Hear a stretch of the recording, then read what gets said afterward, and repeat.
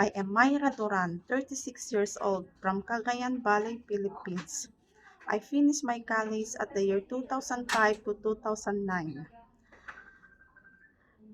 At the year 2015 to 2018, I worked in a house here in the Philippines to serve 5 family members. They have 3 kids, 2 years old, 6 years old, and a 10 years old.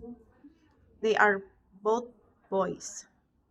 Our bonding with a 2-year-old boy is to teach him to identify the colors and numbers. I also teach him to assemble the puzzle and teach also to sing a nursery rhyme like this. Twinkle, twinkle, little star, how I wonder what you are. Up above the world so high, like the diamond in the sky. And the household chores that I can do is washing the dishes, washing the clothes, ironing, and also I can do the marketing. To my future employer, I assure you that I can do all my duties and responsibilities. I am an honest person, hardworking, and loyal person.